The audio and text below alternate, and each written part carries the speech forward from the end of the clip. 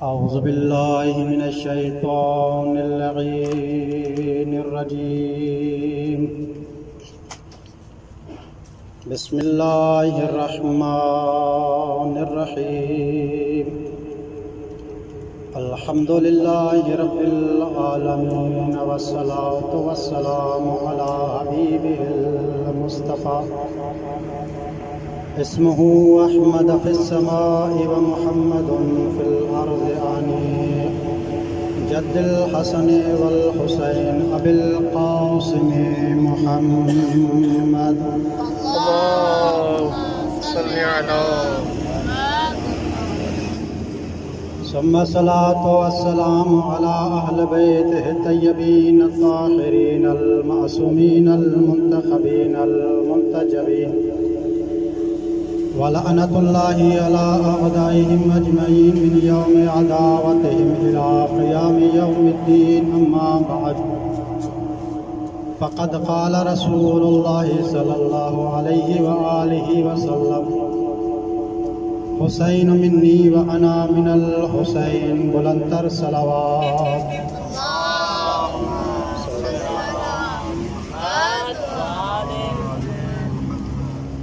اپنی اپنی دعاؤں کی قبولیت کے واسطے اور بالاخص جن مومنین نے مل کر مظلوم کربلا کے اس فرش عزا کو بچھایا ہے، ان کی حاجات اور تمنائیں پوری ہونے کے واسطے، اور جو مومنین بیمار ہیں ان کی شفایابی کے واسطے، اور جن مومنین نے بالاخص ہمیں اپنی دعاؤں کے لیے کہا ہے، ان مومنین کی دعاؤں کی قبولیت کے واسطے، اور ہمارے وقت کے امام کے ظہور کے لیے مل کر باواز بلند ایک صلوات پڑھیے.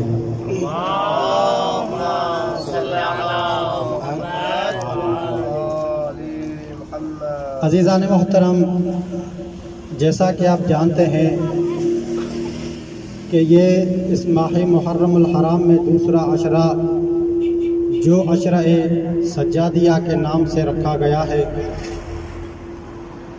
اور آپ یہ بھی جانتے ہیں کہ پوری دنیا میں آج کل محرم الحرام کے مہینے میں صرف حسینیت کی آواز ہی بلند ہو رہی ہے. واہ واہ واہ، ماشاءاللہ ماشاءاللہ. توجہ چاہتا ہوں میں، بسم اللہ. آج پوری دنیا میں محرم الحرام کے مہینے میں صرف حسینیت کی آواز بلند ہو رہی ہے اور یزیدیت پر لعنت ہو رہی ہے.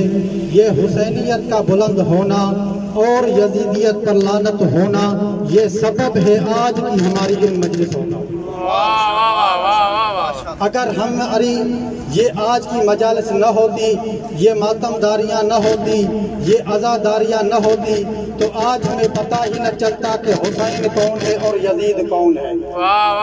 ماشاءاللہ ماشاءاللہ. اس لیے ان مجالس حسینیہ کی بہت بڑی اہمیت ہے. میں ایک سید علی قاضی، جس کو آپ جانتے ہیں علماء اہل نجف، کہ وہ اپنی شخصیت آپ تھی، اپنے مثال آپ تھے. توجہ ہے نا میرے قبلہ؟ بسم اللہ بسم اللہ. وہ ان مجالس حسینیہ کی عظمت بیان کرتے ہوئے فرماتے ہیں کہ کہتے ہیں جب بھی مجالس حسین منعقد کی جاتی تھی تو سید علی قاضی جیسی شخصیت، جو عارف باللہ بھی تھے، فنا فی اللہ بھی تھے، وہ عظیم شخصیت کہتے ہیں کہ جب بھی مجلس حسین ہوتی تھی، مجلس حسین میں جو بھی مومنین آتے تھے، وہ سید علی قاضی جہاں پر مومنین کی وہ جوتیاں پڑی ہوتی تھی وہاں آ کر کھڑے ہو جاتے تھے. کھڑے نہیں ہوتے تھے، کہتے یہ ہے، کہا یہ جاتا ہے کہ سید علی قاضی اپنے ہاتھوں سے ان جوتیوں کو ترتیب سے رکھتے بھی تھے اور ان جوتیوں کو صاف بھی کرتے تھے، اور یہ فرماتے تھے کہ یہی وہ عمل ہے کہ جو عمل انسان کو بلندیوں پر بھی لے جاتا ہے تو عرفان پر بھی لے جاتا ہے. کہا یہی وہ مجالس حسینیہ ہے، یہی وہ ذکر حسین ہے کہ جس ذکر حسین کے توسط سے انسان اعلیٰ مراتب پر پہنچتا ہے اور انسان عرفان کے درجات پر پہنچتا ہے. صلوات پڑھیں مل کر آل محمد کی ذات پر.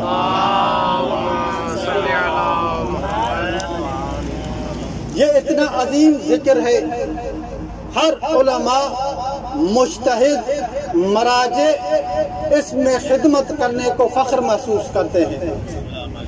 آیت اللہ وحید خراسانی کی شخصیت آپ کے سامنے ہے، ان کی ویڈیو کلپس آپ نے دیکھی ہوئی ہیں کہ جب بھی مجلسیں ہوتی ہے تو وہ دروازے پر بیٹھ جاتے ہیں۔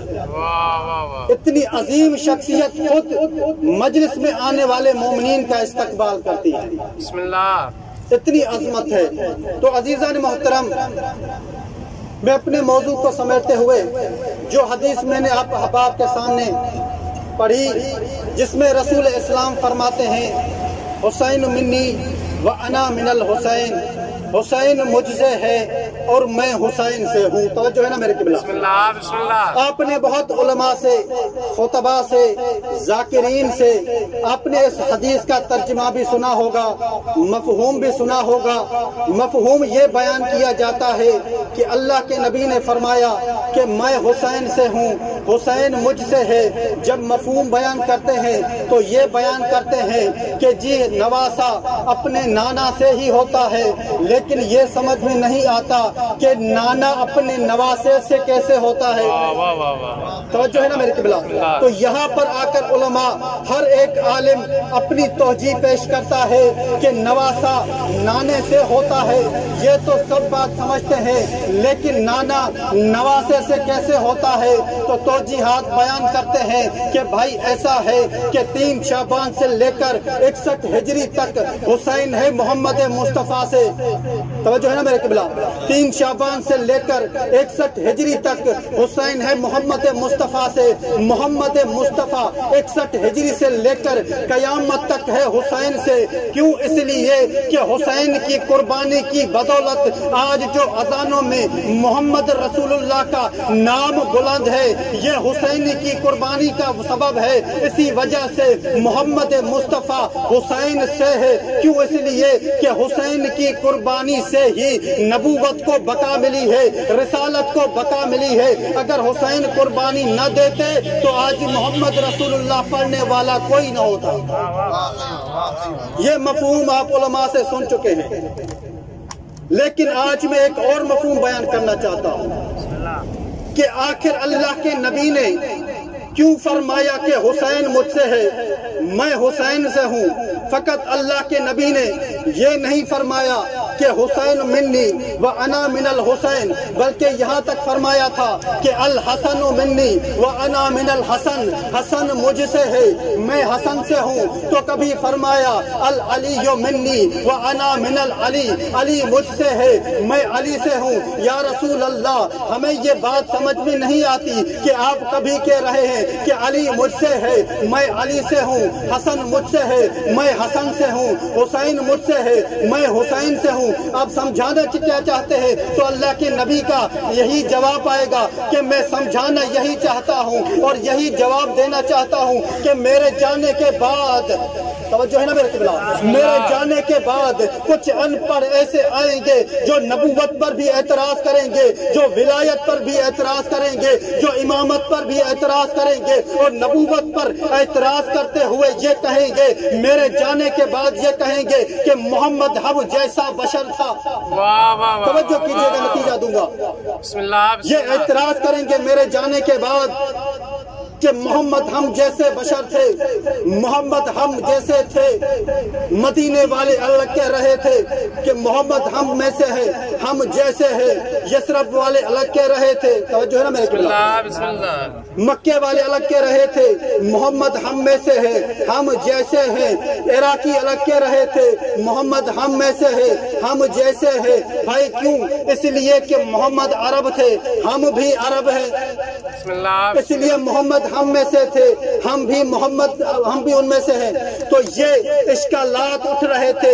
کبھی یہ اشکال آئے گا کہ بھائی فلاں امیر شام علی کا بھائی ہے، توجہ ہے، یہ اشکالات اٹھ رہے ہیں نا کہ محمد ہم جیسے ہیں، امیر شام اور علی بھائی بھائی ہے، تو کبھی یہ اشکال اٹھیں گے کہ بھائی یہ دو شہزادوں کی جنگ ہے، دو شہزادوں کی جنگ میں آپ کسی پہ اعتراض نہیں کر سکتے، کیوں؟ اس لیے کہ یہ شہزادوں کی جنگ ہے، وہ بھی مسلمان ہے، یہ بھی مسلمان ہے، یہ بھی نبی کا کلمہ پڑھنے والا، وہ بھی نبی کا کلمہ پڑھنے والا، آپ کلمہ پڑھنے والے پر آپ اعتراض نہیں کر سکتے۔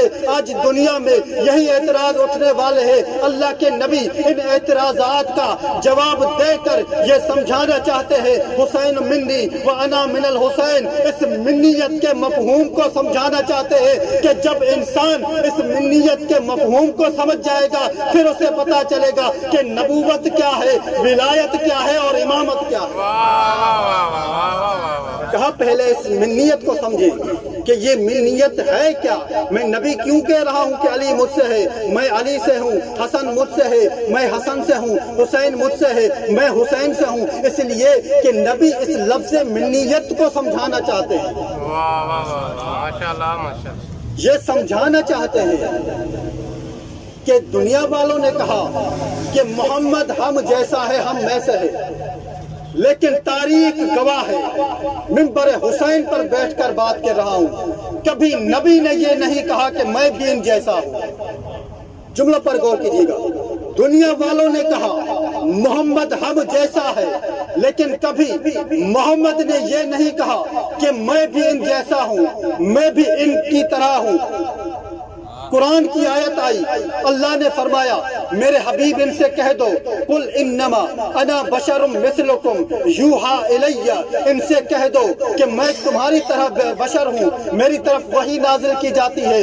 اللہ نے یہ کہا کہ یہ تمہاری طرح ہے لیکن تمہارے جیسا ہے، لیکن تمہاری طرح نہیں ہے، تم جیسا ہے تمہاری طرح نہیں ہے۔ اس جیسے میں اور تمہاری طرح میں بڑا فرق ہے، اگر یہ سمجھ گئے تو منیت کا مفہوم بھی سمجھ جاؤ گے کہ تم جیسا ہے، مثلکم تم جیسا ہے لیکن تمہاری طرح نہیں ہے۔ اس جیسے میں اور اس طرح میں بڑا فرق ہوتا ہے۔ مثال کے ذریعے سے واضح کروں گا، دیکھیں آپ اگر کسی شہر میں کوئی وبا آ جائے تو جب اس وبا کو، اس بیماری کو ختم کرنے کے لیے حکومت کی جانب سے جب کوئی ڈاکٹر جاتا ہے تو حکومت ڈاکٹر وہ بھیجتی ہے کہ جو ان کی زبان جانتا ہو۔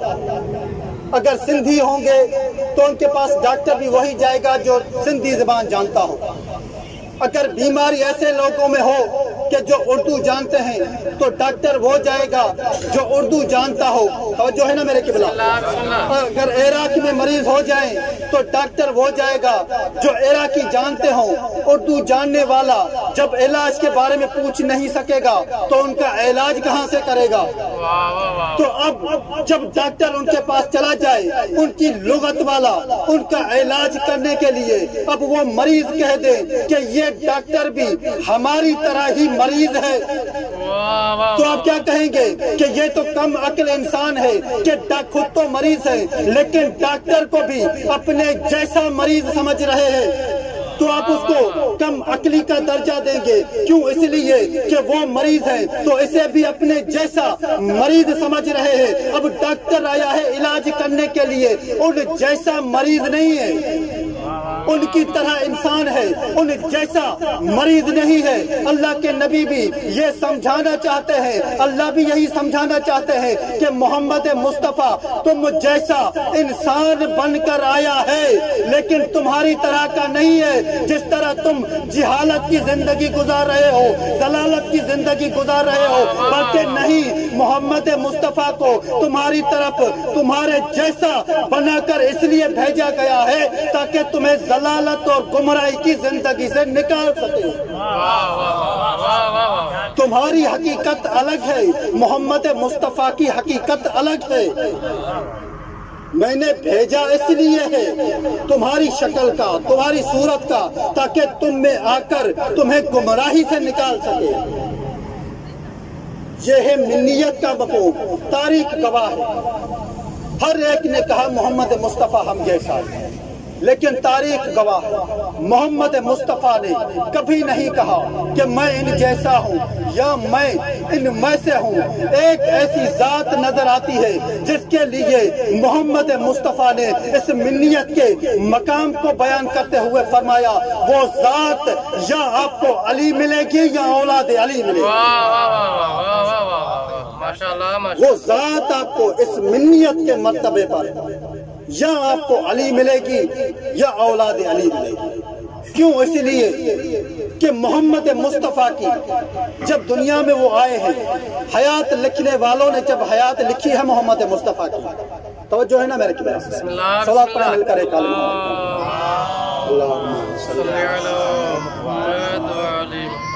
جب تاریخ دانوں نے محمد مصطفیٰ کی حیات کو لکھنا چاہا تو انہوں نے یہ لکھا کہ محمد مصطفیٰ فلاں تاریخ کو مدینے میں پیدا ہوئے یا مکے میں پیدا ہوئے، جو ان کی تاریخ لکھتے گئے۔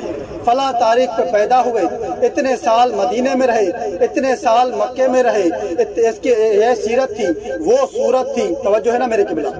یہ تاریخ نے لکھا، ابن تیمیہ نے بھی لکھا، مسعود نے بھی لکھا، صحیح بخاری نے بھی لکھا، مسلم نے بھی لکھا، داؤد نے بھی لکھا کہ محمد ایسے تھے، محمد کی شکل و صورت ایسی تھی، محمد مدینے میں اتنا عرصہ رہے، محمد مکے میں ایسا رہے، محمد نے تبلیغ اس طرح کی۔ توجہ ہے نا میرے قبلہ؟ جو ان کی سوچ تھی، جو ان کی فکر تھی، انہوں نے اپنی سوچ اور فکر کے لحاظ سے محمد مصطفیٰ کی سیرت کو لکھا، لیکن محمد مصطفیٰ کی حقیقت الگ ہے۔ اب جو ان کی سوچ اور فکر تھی، انہوں نے اپنی سوچ اور فکر پر محمد مصطفیٰ کی سیرت کو لکھا۔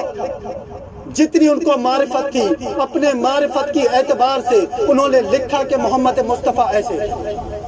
توجہ ہے نا میرے قبلہ؟ انہوں نے لکھا کہ محمد مصطفیٰ ایسے تھے۔ اب توجہ چاہتا ہوں، معرفت ہوتی ہے دو طرح کی۔ لوگوں میں جو معرفت تھی محمد مصطفیٰ کی وہ تھی دو طرح کی، یا معرفت وہ ظاہری رکھتے تھے، کچھ ایسے تھے جو معرفت ظاہری رکھتے تھے، کچھ ایسے تھے جو معرفت باطنی بھی رکھتے تھے۔ معرفت ظاہریہ میں اور معرفت باطنیہ میں بڑا فرق ہے۔ معرفت ظاہری جو لکھتے تھے، انہوں نے تعصب میں آ کر کچھ لوگوں نے یہ لکھا محمد ہم جیسے ہیں۔ ظاہری جن کو معرفت تھی، انہوں نے جو میں نے بیان کیا محمد مصطفیٰ کی سیرت میں وہ لکھ دیا۔ کیوں؟ اس لیے کہ وہ محمد مصطفیٰ کی ظاہری معرفت رکھتے تھے۔ اب محمد مصطفیٰ کی ایک باطنی معرفت بھی ہے۔ اب وہ محمد مصطفیٰ کی باطنی معرفت کون سمجھائے گا؟ اب محمد مصطفیٰ کی باطنی معرفت وہ سمجھائے گا جو محمد مصطفیٰ کی طرح اس منیت کے مرتبے پر ہوگا۔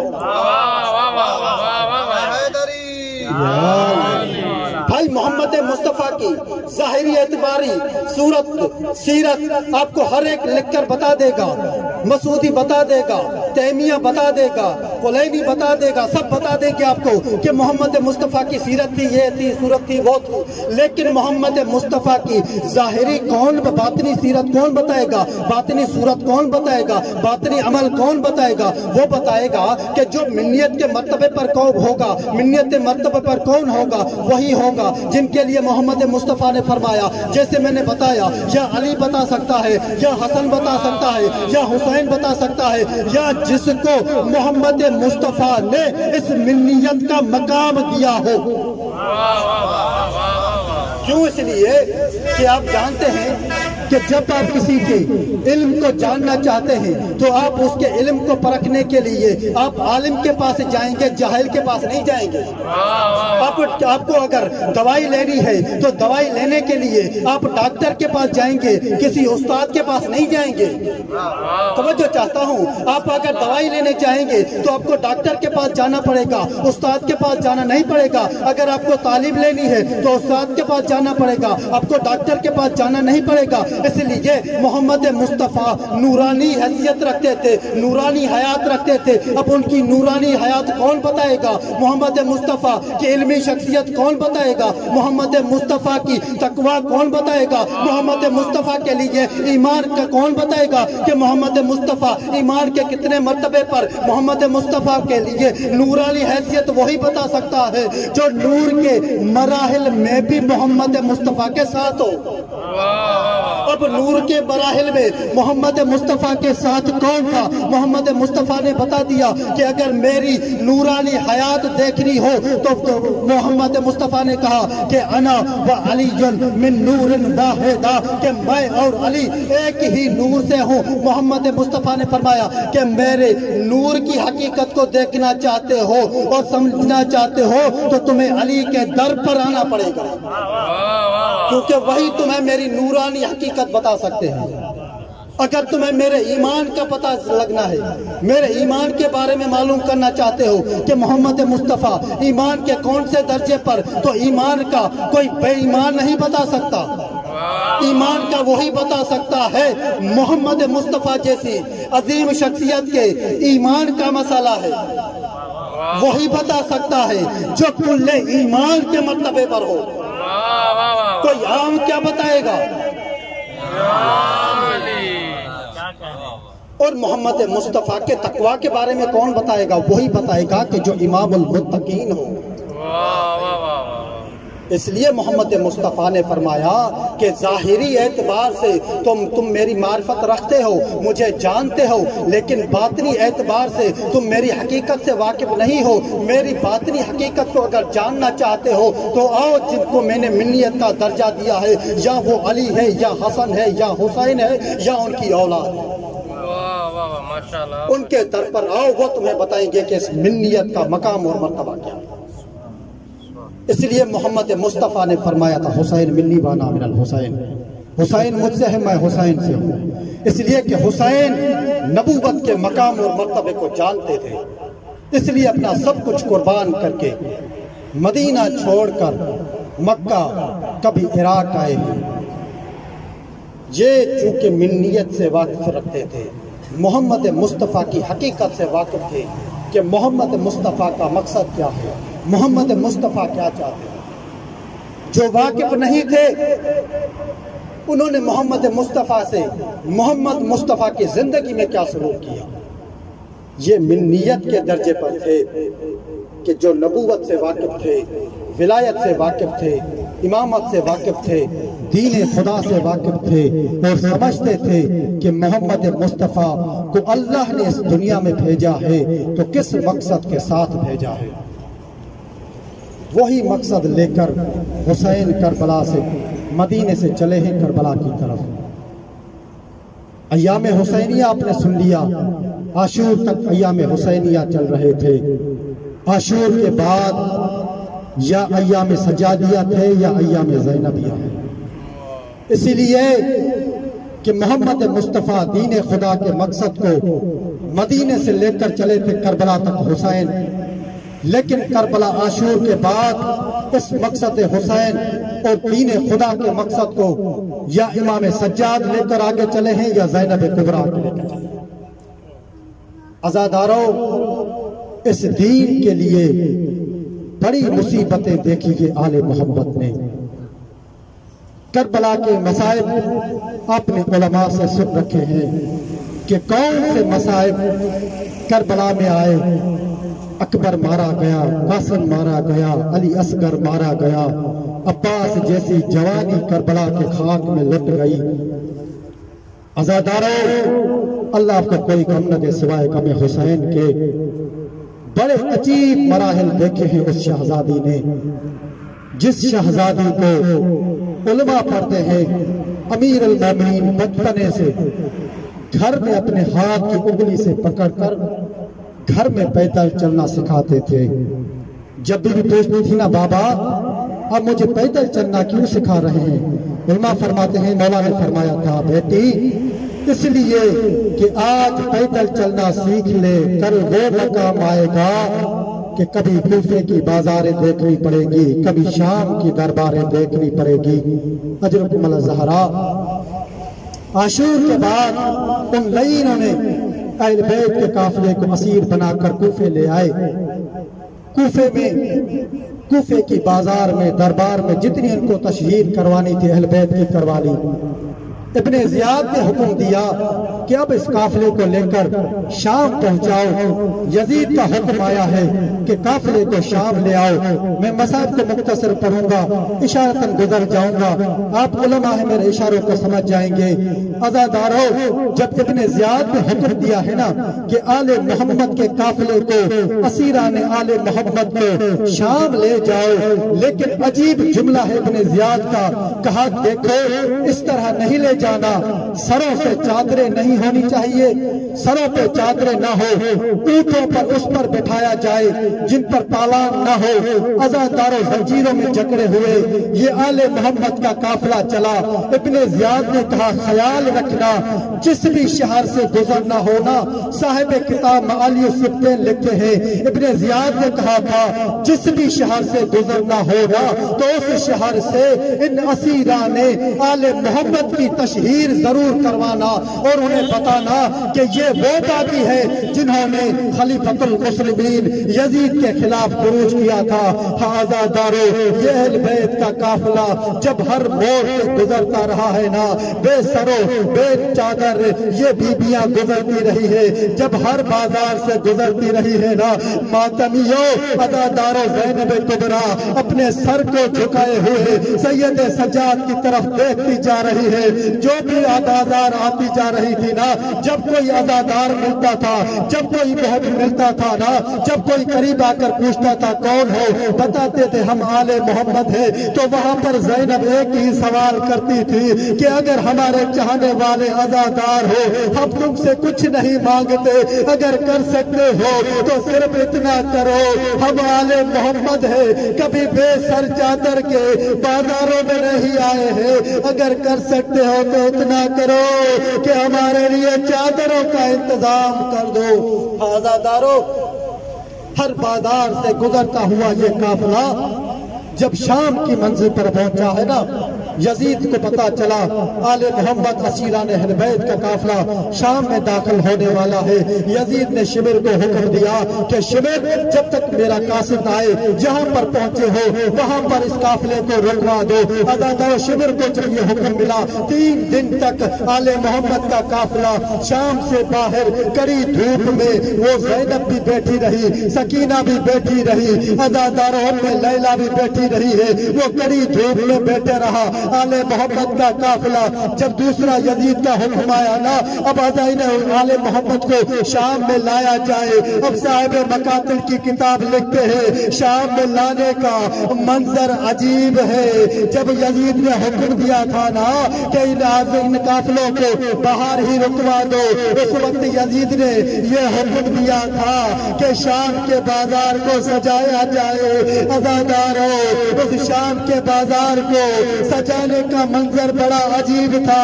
کہتے ہیں بازاروں میں دائیں جانب بھی بڑے آئینے لگائے گئے تھے، بائیں جانب بھی بڑے آئینے لگائے گئے تھے۔ شام کے لوگوں کو یہ حکم دیا گیا تھا کہ نیا لباس بھی پہنا جائے، نئے زیورات بھی پہنایا جائے۔ عزادارو، شام کے لوگوں نے جب تیاریاں شروع کر دی، رقص شروع ہونے لگے۔ آل محمد کا قافلہ جب آنے والا تھا نا، وہاں پر ایک صحابی رسول کھڑا تھا جس کا نام ہے سہل بن ساعدی۔ وہ کہتا ہے جب میرا شام آنا ہوا نا تو میں نے جب شام کا عظیم منظر دیکھا ہے، میں نے کسی سے پوچھا کہ یہاں مسلمانوں میں کیا کوئی نئی عید ہے جس کو میں نہیں جانتا؟ کہا نہیں، عید تو نہیں ہے۔ کہا یہاں پھر کون سا ایسا منظر ہے کہ لوگ سجائے ہوئے ہیں، بازاریں سجائے ہوئے ہیں؟ وہ دیکھ کر کہتا ہے لگتا ہے یا تو تم غریب الوطن ہے یا تو تمہیں شام کے حالات کا پتہ نہیں۔ کہا میں مسافر ہوں، باہر سے آیا ہوا ہوں، میں شام کے حالات سے واقف نہیں ہوں۔ کہا باغیوں کا قافلہ آنے والا ہے جس نے خلیفۃ المسلمین کے خلاف خروج کیا تھا۔ جیسے ہی سنا نا، کہا کیا ان کے بارے میں جانتے ہو کہ وہ کون ہے؟ کہا ہاں جانتا ہوں کہ وہ کون ہے۔ کہا بتاؤ کہ ان کا سید اور سردار کون ہے؟ کہا ان کا سردار نام حسین ہے، زہرا کا فرزند ہے۔ ازادارہ بس اتنا سننا تھا۔ وہ سہل ابن ساعدی نے اپنے منہ پر تماچوں کو مارنا شروع کیا، کہا یہ کیسے مسلمان ہے جو اولاد نبی کا اس طرح استقبال کر رہے۔ ازاداروں سہل ابن ساعدی کے رائے بس میں مختصر کراؤ، سہل ابن ساعدی کے رائے میں نے قافلے کو آتے ہوئے دیکھا، جب قافلہ آ رہا تھا نا آگے آگے کالے کلر کے علم بلند تھے، جب میں نے علموں کو دیکھا کہا اچانک مجھے اس نیزوں پر سر بلند ہوئے نظر آئے، میں قافلے کو دیکھتا گیا، کہا کہتا ہے میں نے قافلے کو جب دیکھتا رہا کہا دیکھا ایک اونٹ پر ایک چھوٹی سی معصوم بچی سوار تھی جس کا چہرے پر مٹی لگی ہوئی تھی۔ وہ کہتا ہے ایک روایت یہ ہے کہ وہ سہل ابن ساعدی امام سجاد کے قریب آئے تھے، دوسری روایت یہ کہتی ہے کہ وہ جناب سکینہ کے قریب آئے تھے، جب قریب آئے نا تو وہ کہتا ہے صحابی، وہ صحابی رسول تھا نا، وہ کہتا ہے کہ اے معصومہ تم کون ہے، تمہارا نام کیا ہے؟ وہ کہتی ہے میں حسین کی شہزادی ہوں، نام ہے سکینہ۔ ازاداروں بس اتنا سننا تھا نا، سہل نے اپنا منہ پیٹنا شروع کیا، رونا شروع کیا۔ وہ کہتا ہے آقا ذاتی سید ذاتی اگر میرے لیے کوئی حکم ہو تو بتا دو۔ وہ شہزادی کہتی ہے کہ سہل اگر کر سکتے ہو تو ہمارے لیے دو کام کرو۔ وہ سہل کہتا ہے بیوی کون سے؟ کہتی ہے شہزادی کہتی ہے سہل پہلا کام یہ کرو کہ سروں والوں کو کہہ دو کہ سروں کو آگے لے کر جائے تاکہ شور کرنے والوں کی نظریں ان سروں پر آ جائے، ہم آل نبی پر ان کی نظر نہ آئے۔ ازاداروں وہ سر آگے ہو گئے۔ اب دوسری سنے گا جملہ، وہ شہزادی کہتی ہے اب دوسری میری یہ ہے کہ سہل اگر کر سکتے ہو نا تو ہمارے لیے کچھ چادروں کا بندوبست کر لو، ہم بے سر ہے آل رسول ہے۔ سہل کہتا ہے کہ میرے پاس چادریں تو نہیں ہے۔ ازاداروں سہل نے اپنا امامہ اتارا، امامے کے ٹکڑے کیے، وہ امامے کے ٹکڑے لے کر سید سجاد کے پاس آئے۔ سید سجاد نے وہ آل رسول کو اس امامے کے ٹکڑے دے دیے۔ جیسے ہی آل نبی نے نبی زادیوں نے وہ امامے کے ٹکڑے چادر کے طور پر اپنے سروں پر رکھنا شروع کیے ہیں نا، ازاداروں جیسے ہی شمر نے دیکھا وہ نیزے لے کر آئے، اسی نیزوں سے آل نبی سے وہ چادر چھینتا رہا۔ اللہ لعنت اللہ علی القوم الظالمین وسيعلم الذين ظلموا أي منقلب